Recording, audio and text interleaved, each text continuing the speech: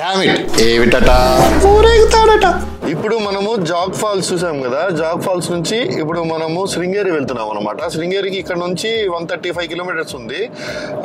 శృంగేరి వెళ్ళిపోయేసి అక్కడ night stay శృంగేరిలో. ఈ రోజు మనకి ఇక్కడ నుంచి 127 కిలోమీటర్స్ చూపిస్తుంది అనమాట. 3 hours 8 minutes మనకైతే గూగుల్ తల్లి చూపిస్తా ఉంది. మనం వెళ్లే దారి మొత్తం సింగిల్ రోడ్డు, అంతేకాకుండా చుట్టుపక్కల ఎవ్వరూ లేదనమాట. మానుషంగా ఉంటుంది. ట్రావెల్ స్టార్ట్ చేసినప్పటి నుంచి నైట్ జర్నీ చేసింది ఇదే ఫస్ట్ టైం. మీరు చూస్తున్నారు కదా ఎంత భయంకరంగా ఉందో. ఇలాంటి ప్లేస్ లో ఒకవేళ కారు చెడిపోయినా, పంచర్ పడినా సినిమా కనిపిస్తుంది అంతే. ఫైనల్ గా మనం అయితే శృంగేరికి చేరుకున్నాము. ఇక్కడ శృంగేరి రెసిడెన్సీ అని ఉంది కదా, ఇక్కడ ఆన్లైన్ లో బుక్ చేసుకున్నాం అనమాట. 1500 per day అనమాట. చాలా బాగుంది. Hi friends, welcome back to our channel ఏవిటి అన్వేష్ బ్లాగ్స్ ఇన్ తెలుగు. శృంగేరిలో ఏంటి ప్రత్యేకత అంటే, శారదా పీఠం ఉందన్నమాట. శారదా పీఠాన్ని ఆది శంకరాచార్యులు 1900 years అప్పుడు ఇక్కడ స్థాపించారనమాట. చూడండి గైస్, ట్రావెలింగ్ కష్టాలు ఎలా ఉంటాయో. మనము ఇప్పుడు మొత్తం లగేజ్ అంతా కార్ లో డంప్ చేసేసి శృంగేరి మెయిన్ టెంపుల్ కి అయితే వెళ్ళిపోతున్నాము. టెంపుల్ కి కార్ పార్కింగ్ కి పెయిడ్ పార్కింగ్ ప్లేస్ అయితే ఉంది. అక్కడికైతే మనం వెళ్తున్నాము. అక్కడికి వెళ్ళేసి మనం కార్ పార్క్ చేసేసి అక్కడ నుంచి మనము నడుచుకుంటూ టెంపుల్ కి రావాలన్నమాట. ఇప్పుడు మనం పార్కింగ్ ప్లేస్ కి అయితే వచ్చేసాము. ఇక్కడ చూడండి, ఇక్కడంతా మొత్తం పెద్ద గ్రౌండ్ ఉంది. పార్క్ చేసుకోవడం చాలా బాగుంది. అక్కడ దూరంగా గోపురం కనిపిస్తుంది చూడండి. ఆ గోపురం దగ్గరికి వెళ్ళాలన్నమాట. ఓకే, వాకబుల్ డిస్టెన్స్, మరి అంత దూరమేం కాదు. మనము పార్కింగ్ నుంచి నడుచుకుంటూ మెయిన్ టెంపుల్ కి వెళ్లే ముందు ఇక్కడ అన్ని కూడా చిన్న చిన్న షాప్స్ ఉన్నాయి. ఇక్కడంతా చిన్న పిల్లలకు కావాల్సిన ఆట వస్తువులు అన్ని ఉన్నాయన్నమాట. ఇప్పుడు మీరు చూస్తున్నారు కదా, ఇదే అనమాట గోపురము, temple main entrance. Temple opposite లోనే షూ స్టాండ్ ఉందన్నమాట. మనం అక్కడికి వెళ్ళేసి మన చెప్పుల్ని అవన్నీ అక్కడ పెట్టేసి మనం మెయిన్ టెంపుల్ కి అయితే వెళ్ళిపోదాం. ఈ స్టీమర్ ని చెన్నై మెరీనా బీచ్ లో చూశాను, తర్వాత మళ్ళీ ఇక్కడే చూస్తున్నా. శృంగేరి శక్తిపీఠం మెయిన్ ఎంట్రన్స్ ఇదే అనమాట. ఇక్కడే గోపురం చూస్తున్నారు కదా, పెద్ద గోపురం ఇక్కడ ఉంది. మనం లోపలైతే ఎంటర్ అయిపోదాము.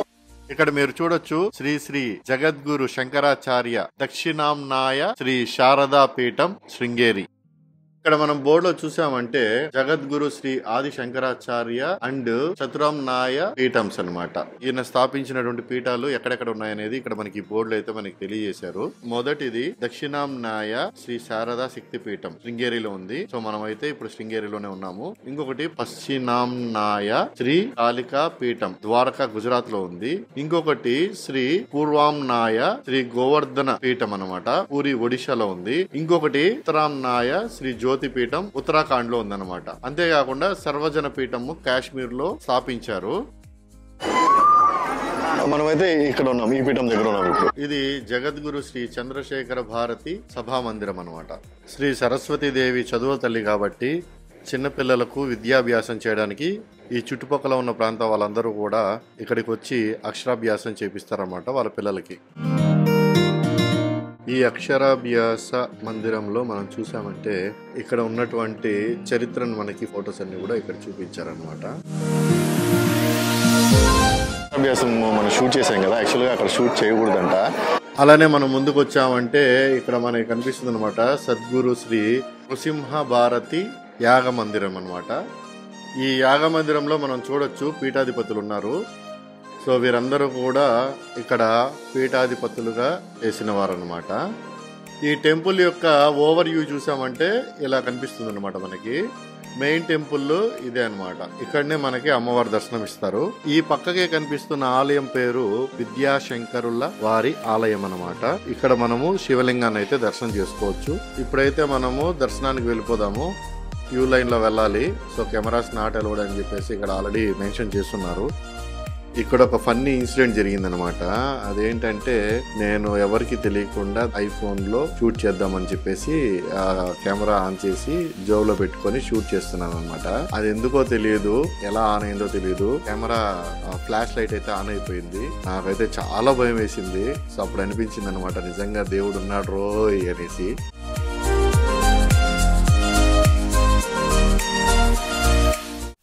దిగ్విజయంగా దర్శనం అయితే అయిపోయింది. మనం ఇప్పుడు బయటికి వస్తూ చాలా టెంపుల్స్ ఉన్నాయి.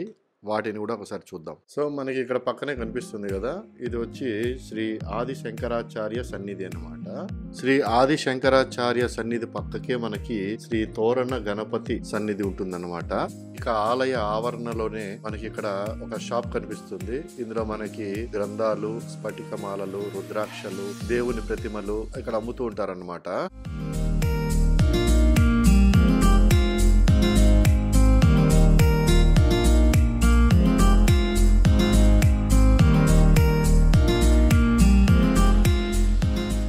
మేమైతే ఇక్కడ శివయ్య విగ్రహం తీసుకున్నాము. అంతేకాకుండా వెండితో చేసినటువంటి చిన్న చిన్న రుద్రాక్షలు అనమాట. కార్లో మా శివయ్యకు వేద్దామని చెప్పేసి అది తీసుకున్నాను అనమాట. సో మొత్తానికి మేమైతే షాప్ నుంచి బయటకు వచ్చేస్తున్నాం అనమాట. ఇప్పుడు టైం కరెక్ట్గా 1:30 అవుతా ఉంది. చాలా ఆకలిస్తూ ఉంది. సరే ఇక్కడ అన్నదాన ప్రసాదం ఉంటుంది అని అంటే, సో అది ఎక్కడ ఉంది ఏంటనేసి మేము సెర్చ్ చేస్తూ వెళ్తున్నాం అనమాట. సో మేము ఫైనల్ గా డైనింగ్ హాల్ దగ్గరకు వచ్చేసాము. ఇక్కడైతే మనకు ఫుల్ గ్రీనరీ కనిపిస్తుంది. అండ్ అంతేకాకుండా మీరు చూసారు కదా, ఇక్కడ ఫౌంటైన్ లాగా ఇలా మొత్తం ఇలా చేస్తున్నారు అనమాట. ఇక్కడే డైనింగ్ హాల్ అనమాట, మెయిన్ ఎంట్రన్స్. ఇక్కడ నుంచి లోపలికి వెళ్ళాలి. ఇదే విద్యాశంకరుల వారి ఆలయం అనమాట. ఇందులో శివలింగం ఉంటుంది.